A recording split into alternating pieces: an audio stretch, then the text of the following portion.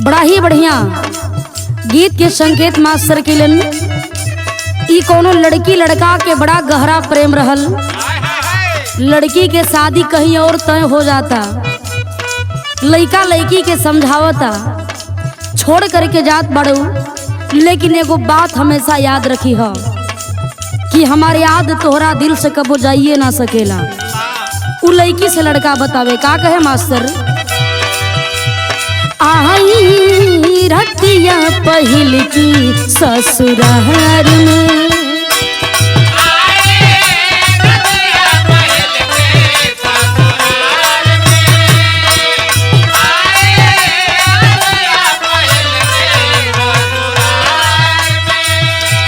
सुतल रहबू बलम के अखबार में,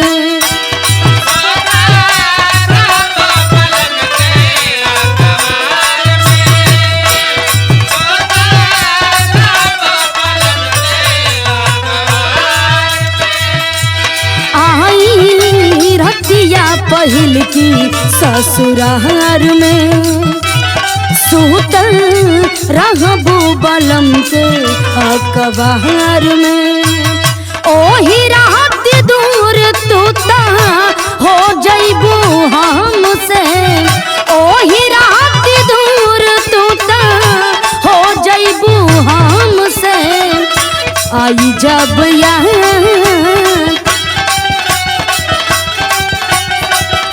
आई जब याद मुहम्मा फेरबू बलम से, आई जब याद मुहम्मा फेरबू बलम से,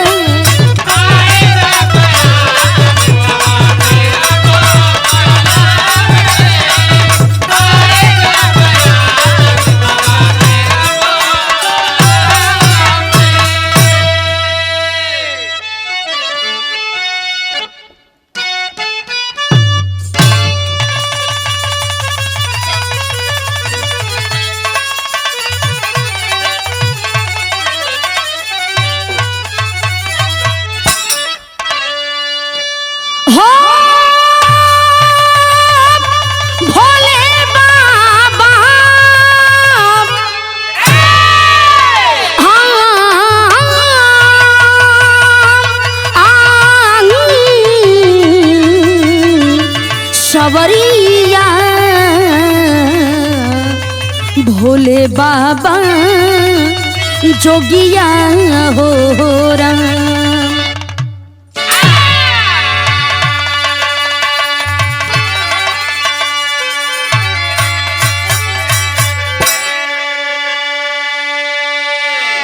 अच्छा बाबूजी, हम गायिका अंशिका कुशवाहा आप लोगों के बीच में एक बिरहा भेज रही हूँ।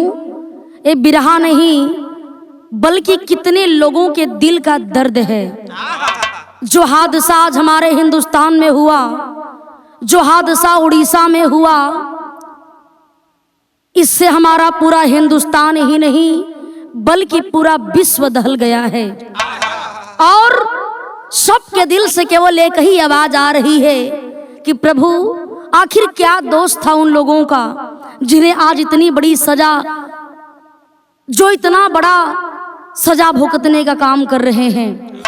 जिस ट्रेन में बहुत सारे लोग, अनगिनत लोग अपने सपने को सजा करके बैठे हुए थे, किसी को कहीं पर जाना है, किसी को कहीं जाना है, लेकिन एक क्षण में सारा सपना चूर चूर हो गया। एक परिवार का दर्द आप लोगों के बीच में इस बिरहा के माध्यम से मैं प्रस्तुत करना चाहूंगी। लेकिन बड़ा बढ़िया बात कवि जी भूमिका के लाइन में लिखले हुए कैसे मास्टर,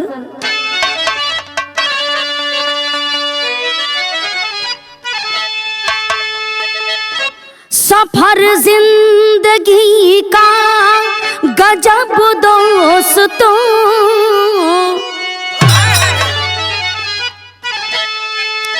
जा रहे थे कहाँ हम कहाँ गए,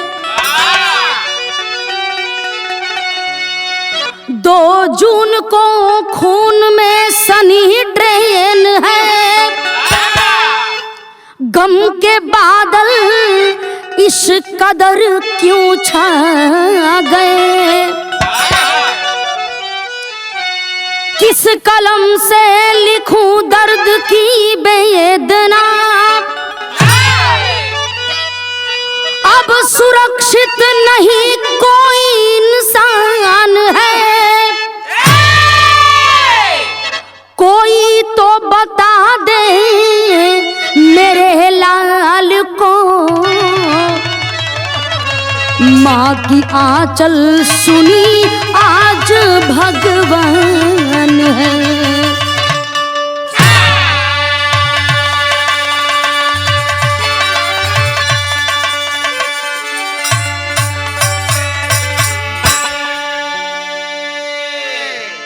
यहाँ एक लाइन गजल के अंदाज बा, कैसे मास्टर?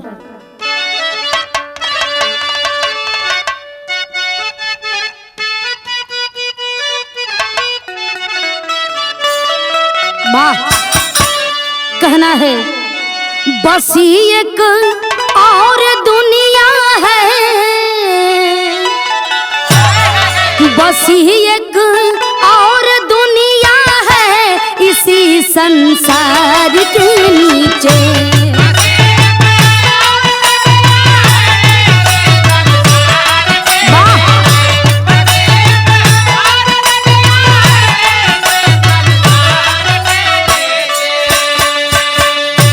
लेकिन उस भगवान से सवाल है सभी लोगों का।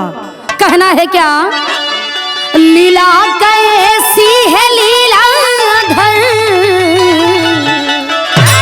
लीला कैसी है लीलाधर तेरा इंसान के ऊपर। बहुत अच्छे, ओहो,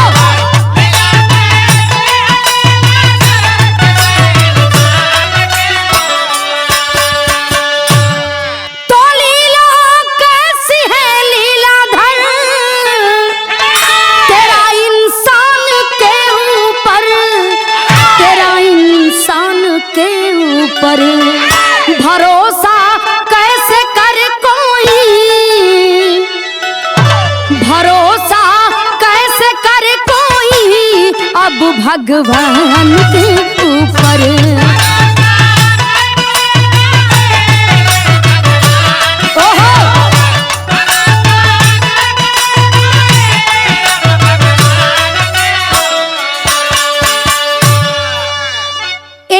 परिवार के दर्द शुरुआत बा, कैसे मास्टर?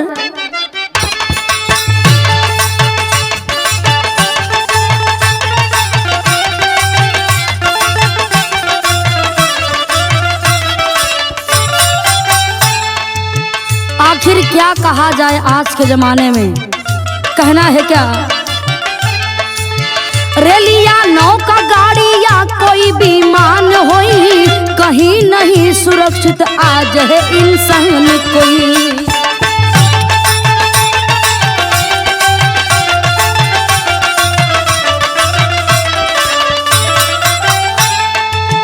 प्रांत उड़ीसा में काली घटा जब छाई है, प्रांत उड़ीसा में जब काली घटा छाई है, 3 दिन ट्रेन आपस में ही टकराई है।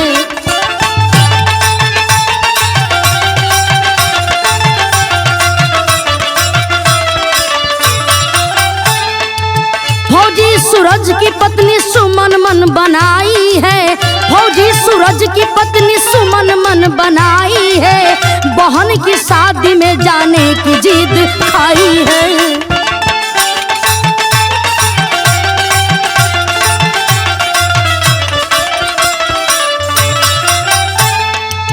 बेटा अर्जुन को सूरज गोद में उठाए हैं, बेटा अर्जुन को सूरज गोद में उठाए हैं, आए स्टेशन कोरोमंडल ट्रेन को पाए हैं।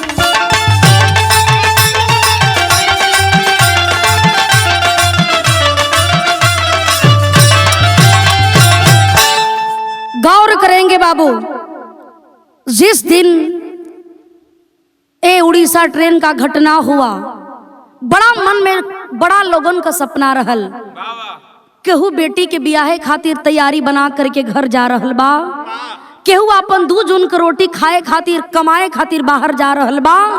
लेकिन देखें एक फौजी के परिवार का दर्द है। नाम बा सूरज। सूरज फौजी के पत्नी के नाम सुमन और गोद में एक बेटा, जौने बेटा के नाम बड़ा प्यार से सूरज फौजी अर्जुन रखले बड़न। परिवार बड़ा खुशहाल बा। लेकिन गौर करेंगे बाबू, मन में बड़ा बढ़िया सपना रहल। सुमन अपना पति सूरज से कहे लगलिन कि सैया हमार आखिरी बहन बा और हमरे बहन का शादी पड़ल बा। एक काम करती, यदि हमन का पूरा परिवार चलती जा, चल करे के बढ़िया से बहन के शादी में शामिल होखल जाई, बढ़िया से न्योता भी हो जाई और बड़ा दिन के बाद ओ नैहर में हमरा के गैला का मौका भी मिलल बा। काम धाम तो रोजे करे के बा, लेकिन हमार माई बाबू हमरा के 1 महीना पहले ही से बुलैले बाड़न। आज अपने पत्नी के बात को सुन करे के बाबू देखे सूरज फौजी अपने बेटा अर्जुन को लेकर के और अपने पत्नी सुमन को लेकर के चल देते हैं ट्रेन पकड़ने के लिए। जैसे ही ट्रेन पकड़ने के लिए निकलते हैं बाबू, विशाखापट्टनम रेलवे स्टेशन पर पहुंचते हैं। जब पहुंचते हैं शाम का करीब 8:15 हो रहल बा। उसी समय कोरोमंडल ट्रेन आती है और उसी ट्रेन में फौजी का परिवार और फौजी बैठते हैं। जब बैठलन हाँ, आज सुमन के मन में बड़ा हजारों सपना बा। तब हिल का मास्टर यहाँ गीत लगल।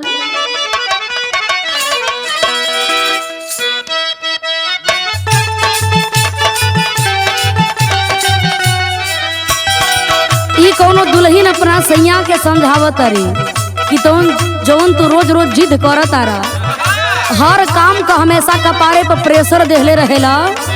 तोहरा ये कुछ पता बा कि हो शरीरे ह, ई कोनो मशीन थोड़े बा। दुल्हा कहत रहनी करे रानी काहे कहत अरे। दुल्हन समझावत है कि एगो बात हमार तू ध्यान से सुनिएला, तनी दर्द बुझल कर। कहे का कहे, इतना पिया ना देहिया हमार डोज सही जी।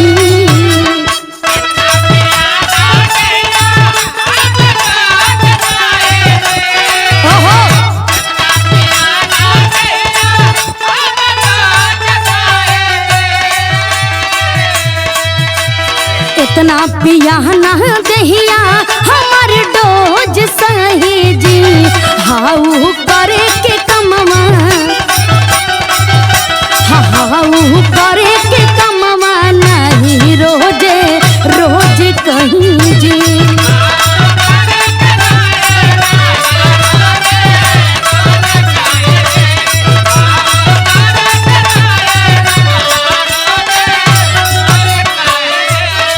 लेकिन बड़ा दिल में सपना बा।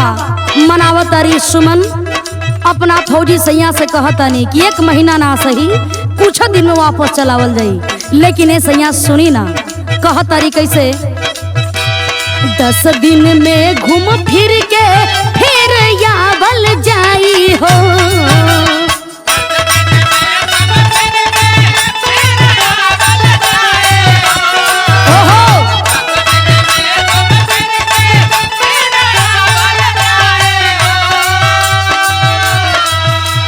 दस दिन में घूम फिर के फेरो आवल जाई हो। बाड़े बहिन के शादी, हाँ बाड़े बहिन के शादी, पिया ना चल गावल जाई हो।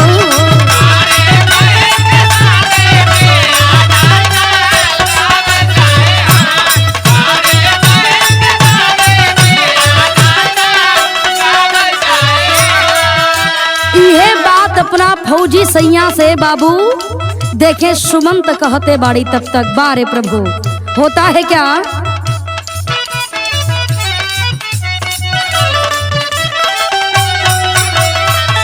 आखिर गौर करिहन इतना ही बात आज सुमन अपने पति से कहलिन तब भइल का,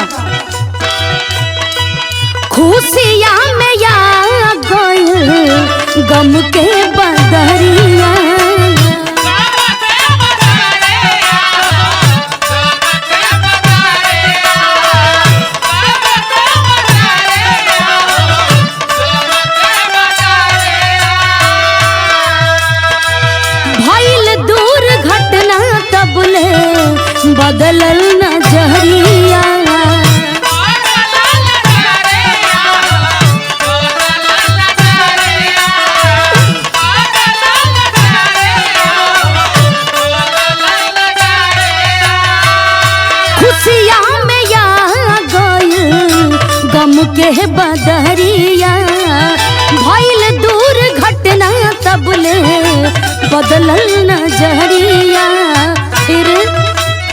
भइल हादसा दर्द कैसे सहल जाई हो।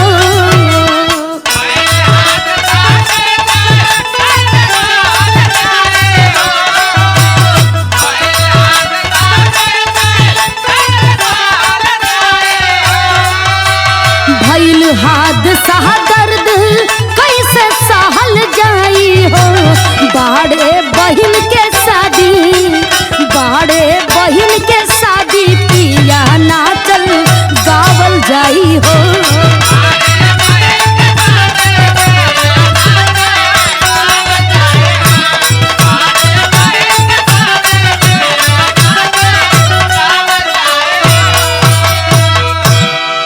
गौर करेंगे बाबू, आज उस फौजी की पत्नी यही सपना अपने मन में सजा रही है। अपना सैया से बतावत बड़ी, सूरज फौजी से कहत बड़ी, ए सैया चलल जाई, बढ़िया से घूमल जाई, फिरल जाई और इंजॉय करके शादी में नाच गा के फिर घरे आवल जाई।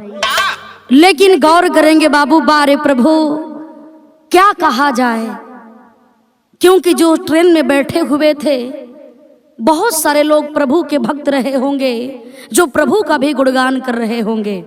लेकिन गौर करेंगे 2 जून का दिन बा, शाम के करीब 6:50 हो रहल बा। तब तक 6:50 पर देखें एक बहुत भारी हादसा होता है।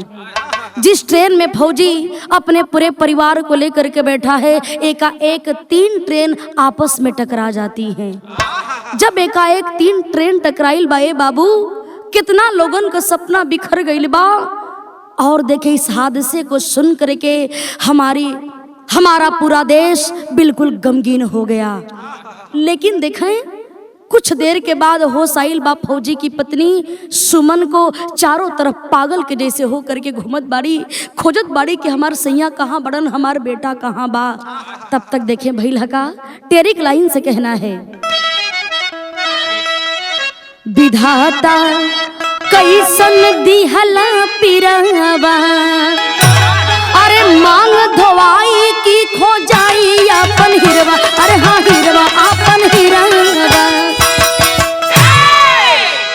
गौर करेंगे बाबू, इतना भारी ट्रेन हादसा होने के बाद पूरी दुनिया में दहशत हो गया। सभी लोग सुन करके बस भगवान को कोस रहे हैं, प्रभु आखिर एक ऐसा दिन देखने को मिल रहा है।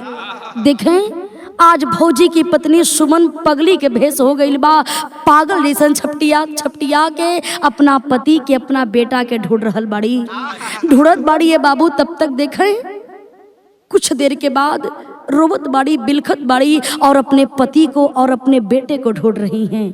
तब भइल हका विदेशिया के लाइन बा मास्टर,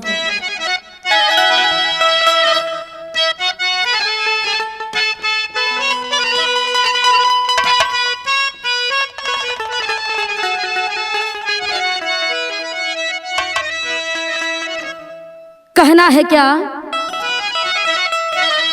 सजना के साथ छूटल, अरे सुगना ना मिलल साहब, अरे खोज के देखाई देबा एक बार सूरतिया, बनी के पगली हम खोजब कबले हीरावा के, लागे की माराई गइल हमरो मतिया। गौर करेंगे बाबू, तुरंत देखें सभी लोग आ करके लोग आपन आपन परिवार के ढूंढे लागल। पुलिस प्रशासन आती है, दौड़ करके पगली के भेष में सुमन कहत बड़ी, साहब ए साहब हमरे सैया के देखी साहब, हमार सैया नहीं मिलत बड़न, हमारे एगो छोट सा बेटा बा गोदी के लाल बा, ऊ नहीं मिलत बा, तरी देखी साहब हम कैसे जियब हो साहब, हम के मर जाए के चाहत रहल साहब, हमार तो पूरा दुनिया उजड़ गई हो साहब। लेकिन देखे तब तक कुछ देर के बाद पगली के जैसे ढूंढत ढूंढत आखिर उस फौजी की लाश मिल जाती है। जब फौजी की लाश मिलल बा, देखे अपने सैया के लसिया पर गिर करके सुमन रोवत बड़ी के सैया कवन सपना सजा के हमने के जात रली हजा, आज एक क्षण में हमार पूरा सपना चूर चूर हो गई। हे भगवान, हे विधाता, आखिर हम कैसन बिगाड़ कैले रहलीन कि आज इतना लोगन के सजा दे रहल बड़ा। बिलख बिलख करके बाबू देखें, आज सूरज फौजी के लाश पर गिर करके सुमन रोवत बड़ी। सारे परिवार के लोगों का यह दर्द है बाबू, कितना लोगन का सपना चूर चूर हो गई। केहू का मांग धोवा गई बा, केहू का कोख उजड़ गई बा, केहू का बाप ए दुनिया में नहीं बड़न। सब लोग बिलखत बा, सब लोग रोवत बा, लेकिन बारे सुमन रोवत बड़ी। ओ भगवान से कहत बड़ी, प्रभु हम का गलती कैले रहली। कहना है मास्टर कैसे,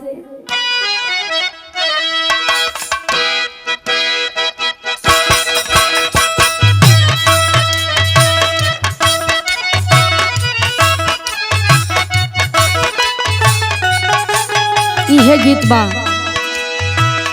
माई हो महलिया छोड़ी कहाँ बा तू जालू हो।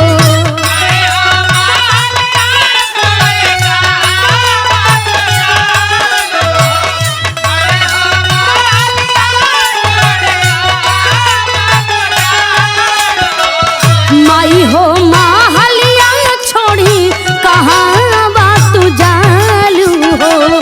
आइल बे बेटी तो हर काहे के कोहालू हो।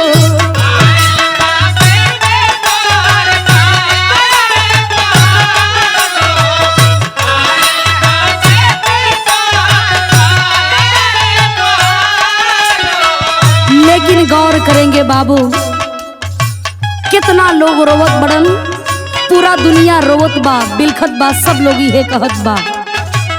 कहना है क्या, मनवा मालिन भइले टूटल सपनवा हो।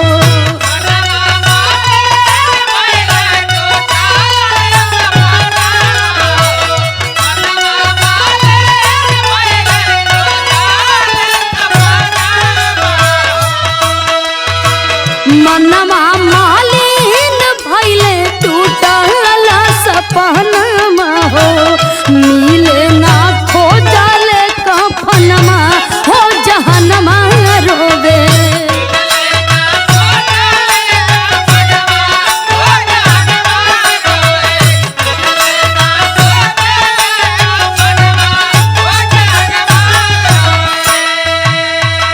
सब रोवत बा, बिलखत बा कि कफन भी नसीब नहीं हुई। प्रभु देखे बाबू, सभी लोग देखे होंगे उस मंजर को कि आखिर लाशों को लोग कैसे उठा रहे थे, कैसे ले जा करके बाहर निकाल रहे थे। देखने के बाद कलेजा दहल जाता है बाबू, कलेजा कांप जाता है। कब क्या हो जाएगा कौन देखा है, कितना लोगों का सपना चूर चूर हो गई बा। लेकिन देखें, कहना है क्या, कोई सहन खेला तू खेलला विधाता से नुरा साथ टूट गइल सुगना से नाता।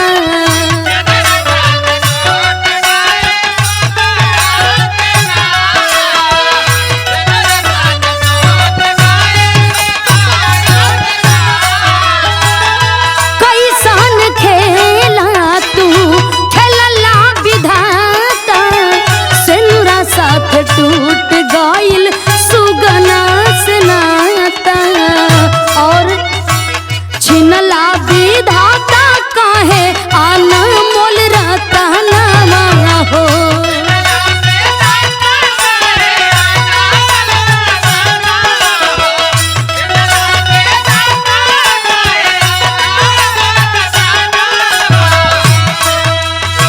छिनला विधाता काहे अनमोल रतनवा हो। मिले ना खोजले कफनमा हो जहनमा रोवे।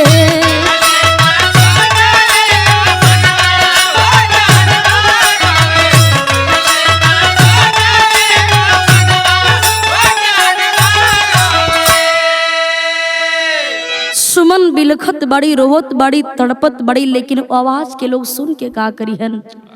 आप तो जे दुनिया से चल गई बाबू तो वापस आ ना सकेला बाबू। देखिए आज अपने पति के लाश को लेकर के सुमन रोवत बाड़ी, कितना लोग बिलखत रोवत बड़न। सुमन चारों तरफ देखत बाड़ी, चारों तरफ खाली अंधेरा ही अंधेरा दिखाई देत बा। अपना लाल अर्जुन खातिर तड़पत बाड़ी कि आखिर भगवान हम का सोच के चली ना और आज हमरे साथे का हो गई। आज तो हमार पूरा दुनिया में उजड़ गई, हम केकरा सहारे जियब। कितना लोग पागल हो करके अपने परिवार के देख के लोग बिलखत बा रोवत बा। बाबू आप लोग देखे होंगे कि उस लाशों को कैसे लोग बाहर निकालते थे, कितने लोग घायल अवस्था में तड़प रहे हैं, कितने लोग तुरंत ही अपने दम को तोड़ दिए हैं। यहाँ तक कि मरे हुए लोगों को कफन भी नसीब नहीं हो रहा है। कहना है क्या मास्टर? सवाल है क्या? एक चूक से अरे कितना गईले जनवा तनवा कापेला। एक चूक से अरे कितना गईले जनवा तनवा कापेला। गम में डूबल बाबू आज वो तनवा तनवा कापेला।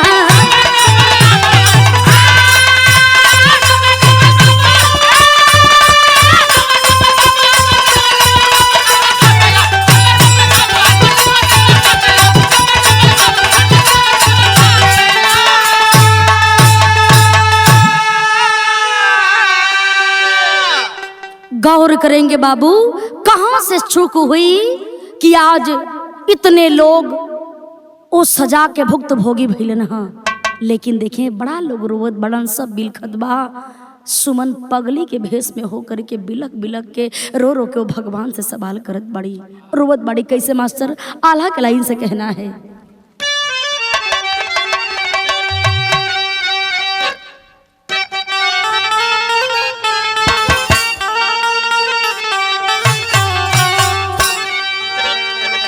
अरे से नुरा सुगन अमलई के, से नुरा सुगन अमलई के झंखत बा गुजरिया बाबू।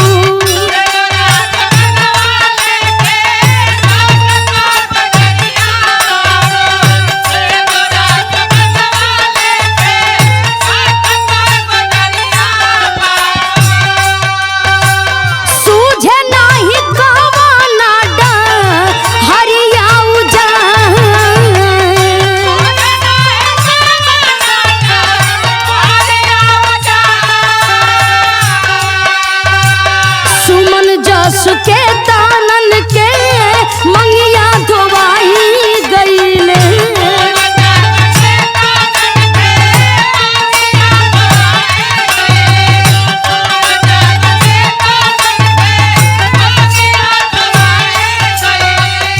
केतना के नाम हम देई हो सुना।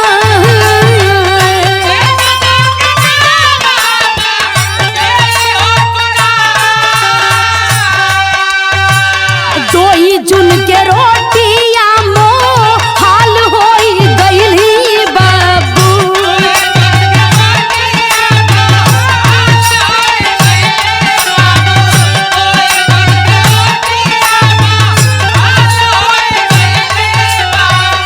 सासू से बतिया सुमन काहे बिल खा।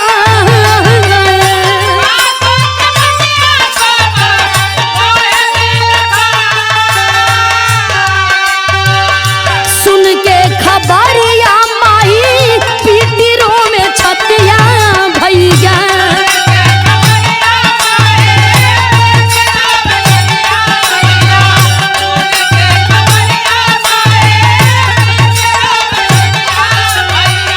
केहरो से सुगाना हो मोर जैतया।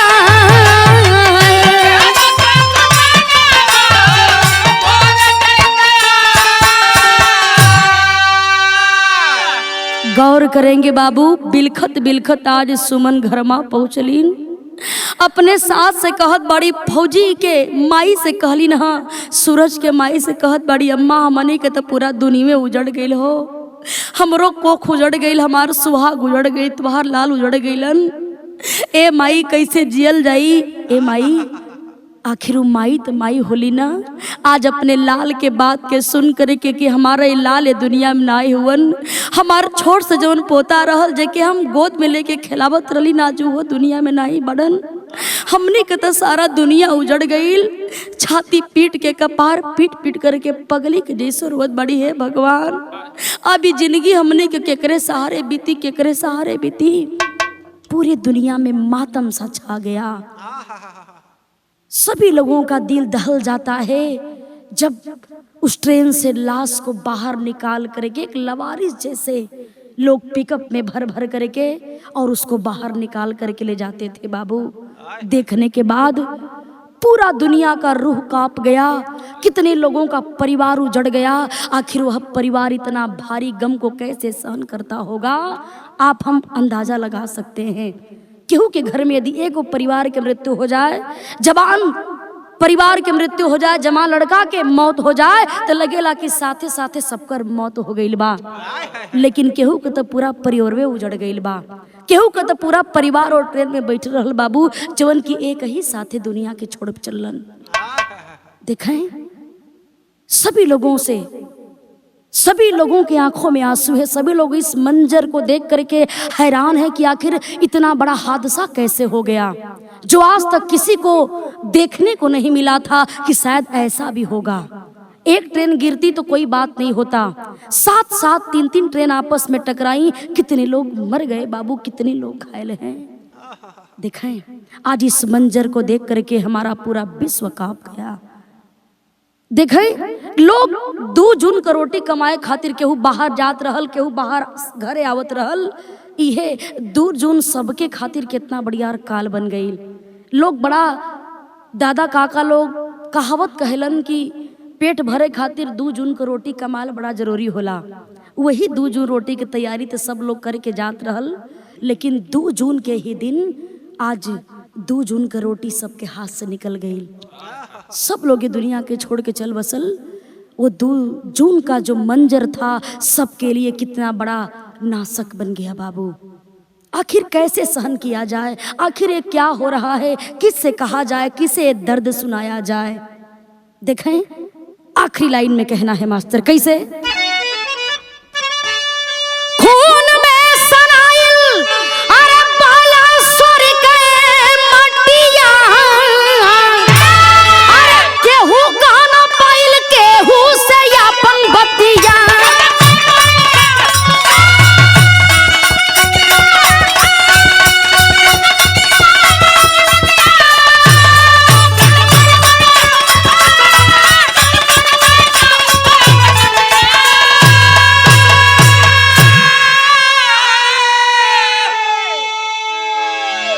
गौर करेंगे बाबू, कितने लोगों का सपना कफन में दफन हो गया, कितना लोगों का, कितना माई बहन का मांग उजड़ गई। लेकिन यह दर्द किसे सुनाया जाए, क्या किया जाए। सभी लोग केवल सोच सोच करके यही बोल रहे हैं, कह रहे हैं क्या किया जाए प्रभु, कहाँ से चूक हुई, कैसा भूल हुआ जो इतना बड़ा सजा आज भुगतने को मिला। जिस हादसा को देख करके हमारा पूरा विश्व कांप गया। ये जीवन का कौन भरोसा नहीं बे बाबू, कब का हो जाए कर कोनो गारंटी नहीं बा। लेकिन आज हमारे पूरा दुनिया में क्या हो रहा है, अजीब अजीब सा मंजर दिखने को मिल रहा है। कहना है क्या, अरे जलियान विमान से कितना भइल मौतिया, अरे ट्रेन दुर्घटना से देश के बिहार छतिया।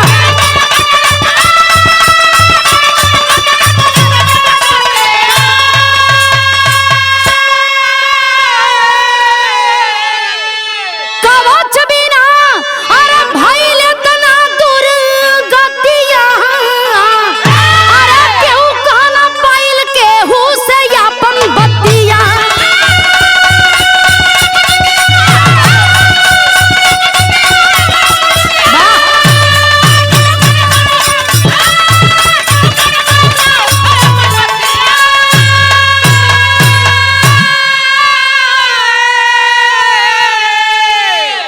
कितना अरमान कफन में दफन हो गया बाबू। कहना है क्या, गुरु बिहारी गुरु रमन श्यामा भय स्वर्ग के वास।